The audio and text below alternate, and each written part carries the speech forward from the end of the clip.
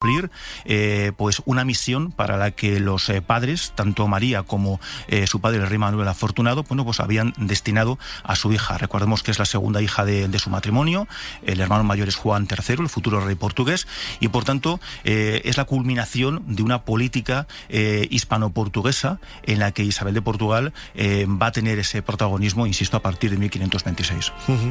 ¿Y cuál fue su papel en la corona? Es decir, siempre hablamos de Carlos V, hablamos de Felipe II, Felipe III, Felipe IV, y nos olvidamos de sus esposas, ¿no? De las reinas, en este caso la emperatriz Isabel de Portugal, que es un título pues con mucha calidad, ¿no? Que decía yo antes, ¿no? ¿Cuál fue el papel de la emperatriz en esos años de gobierno?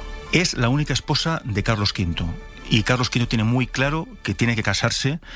Recordemos que cuando contrae matrimonio en 1526, el emperador está a punto de cumplir 26 años, que es una edad ya muy avanzada para la época.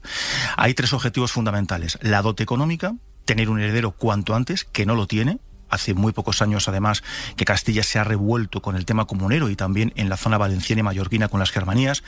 Y un tercer aspecto fundamental, que es lo que yo más me centro y que creo que hay que dar a conocer porque es la gran cara de la gobernante Isabel de Portugal, que es una persona que necesita a Carlos para hacerse cargo del gobierno con motivo de sus ausencias. Por tanto, Carlos está pensando, mucho antes de conocer a Isabel, que necesita a una regente, a una persona de confianza, y la información que él recibe desde Lisboa, de sus embajadores, de los enviados y de su propia familia, porque no recordemos que Leonor, su hermana mayor, se ha casado con Manuel Afortunado al quedarse viudo de María. Toda esa información que llega a la corte de Carlos le hace pensar que es la persona idónea, la persona adecuada, por su formación, también por su carisma, por su prudencia, y son una serie de virtudes que él va a confirmar en directo, podemos decir así, desde la luna de miel, en Sevilla y Granada en el 26, y que van a hacer que muy poco tiempo después certifique que, bueno, pues que no se ha equivocado, que es la persona sin duda idónea para ocupar ese cargo, y muy poco tiempo después, a partir del 29, ya está pensando, después de un periodo de bastantes años en la península, en volver a salir para atender los asuntos europeos. Recordemos que los años 20 son los años de mayor permanencia del emperador en la península. A partir de los años 30 hay entradas y salidas continuas, y a partir de los años 40 casi desaparecen. Eso, bueno, ya lo conocía, ¿no? Pero quería que redundaras tú un poco en ello, porque yo también soy un entusiasta del siglo XVI. Muchas veces, ¿no?, con esa óptica actual tan presente, ¿no? Es cierto que la mujer desempeñaba un papel de segundo plano, ¿no? No lo vamos a negar, ¿no? En la historia, y es lo que había, y ya está, no tenemos que calificarlo con presentismo. Pero el hecho de que Carlos V buscara una regente, una mujer, ¿no?, que le ayudara a desempeñar ese tipo de trabajos como emperatriz y posar sus ojos en la figura de Isabel de Portugal es, no voy a decir que extraño en la época, pero sí muy adelantado, ¿no? O sea, porque la mujer era para tener hijos y coser prácticamente. Sí, es decidir que esta mujer me va a ayudar a gobernar el imperio, en este caso la parte de la península, me parece sorprendente.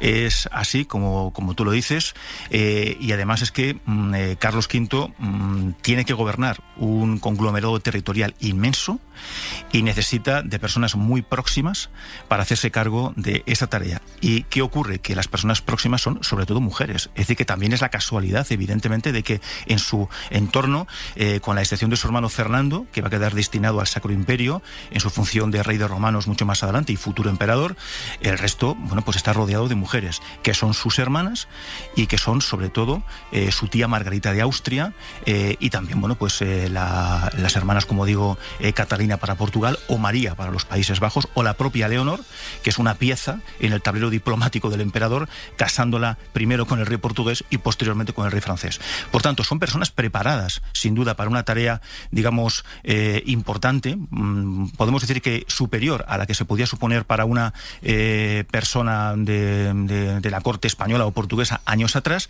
pero es que además Carlos no tiene más remedio que contar con ellas, porque su confianza tiene que pasar por algún miembro de la familia, y los miembros de la familia son fundamentalmente femeninos. Y se encuentra, sobre todo, el caso de Isabel de Portugal, que junto con Margarita de Austria y Fernando, su hermano, van a conformar, digamos, la gran triada administrativa de la maquinaria imperial del emperador de Carlos. Es cierto que cada monarca tenía sus asesores, sus secretarios, etcétera, pero imagino que Isabel de Portugal tendría también sus agregados, sus manos derechas por ahí, ¿no? Sí. Isabel de Portugal llega con varias misiones, como he dicho anteriormente. Una es: tiene que gobernar, y para gobernar el emperador deja unas instrucciones muy precisas de lo que puede y no puede hacer. Pero es verdad que Carlos desaparece muy pronto, en muy pocos años, está a cientos o miles de kilómetros de distancia, y la emperatriz tiene que tomar medidas, y muchas veces no se puede esperar a que el emperador diga en qué sentido tiene que tomar esas medidas. Por tanto, ella poco a poco va creando un programa de acción política con gran autonomía, sin desmarcarse de las directrices del emperador, y va tomando, por tanto, cada vez más poder en materias que tienen que ver fundamentalmente con la defensa, la consecución de recursos económicos o los pasos que va dando progresivamente en la colonización de las Indias.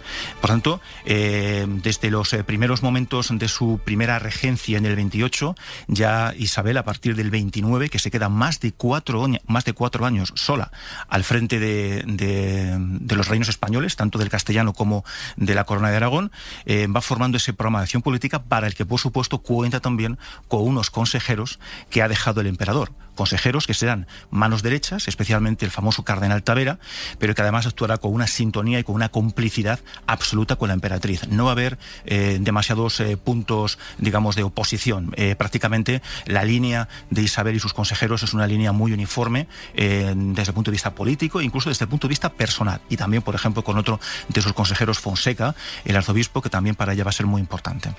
Pensemos que estamos hablando no solamente de ese imperio en Europa, sino también América. ¿Cómo fue el papel de Isabel de Portugal en América? Lo escuchábamos en ese corte, ¿no?, de la serie de televisión donde ella interactuaba con Francisco de Borgia. Y claro, el papel en América debió de ser brillante también.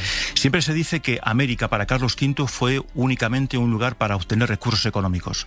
Y no podemos decir que eso no sea así, pero al mismo tiempo hay que repasar la legislación.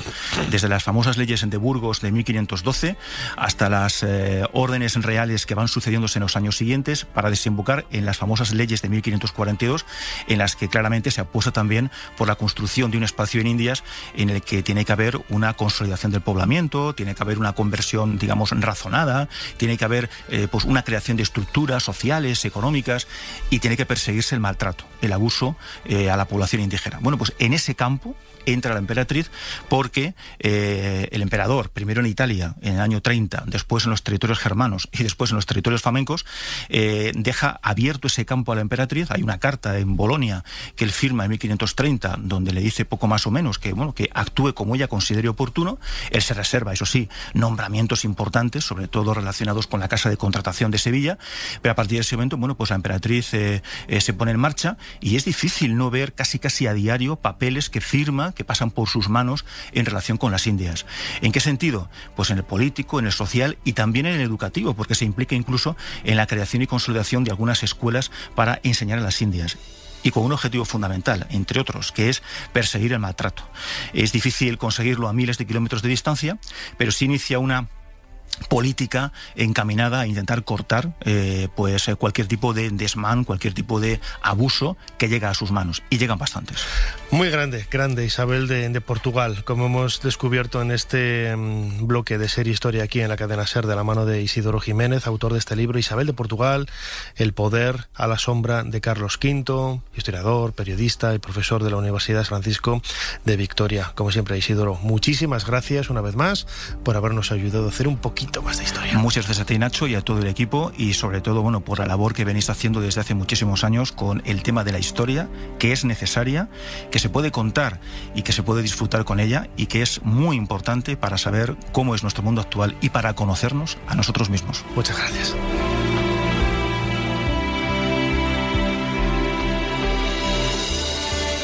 Mire, vuestra merced, que aquello que allí se parecen no son gigantes, sino molinos de viento. Y lo que en ellos parecen brazos son las aspas que, volteadas del viento, hacen andar la piedra del molino. Ser Historia con Nacho Ares. Todo lo que quisiste saber de la historia, la madrugada del sábado al domingo en la cadena SER. Peñas de San Pedro reconstruye su historia desde su fortaleza. Y es que desde este punto en el que nos encontramos se están realizando una serie de excavaciones a través de las que conocer con más detalle el pasado de este municipio albaceteño. Pues no solo es una cosa de investigación, sino que también es una cosa de ayudar al pueblo a recuperar su patrimonio y a que lo conozcan y lo puedan enseñar al resto, ¿no? Porque es lo más importante. Una campaña intensa y fructífera en la que ha destacado el hallazgo de un emplazamiento ibérico en el que se aprecian construcciones típicas ibéricas. Asociado a esto, muchísimo material solo ibérico, con un arco cronológico desde el siglo V hasta finales del siglo II a.C. Y el final nos lo da sobre todo las importaciones. Hay ánforas greco-itálicas, hay cerámicas campanienses, es decir, cerámicas de importación que nos están hablando no solo del momento final, sino de las relaciones comerciales que mantenían los iberos asentados en las peñas con otras culturas del Mediterráneo. Es decir, estaban en la dinámica comercial de ese momento.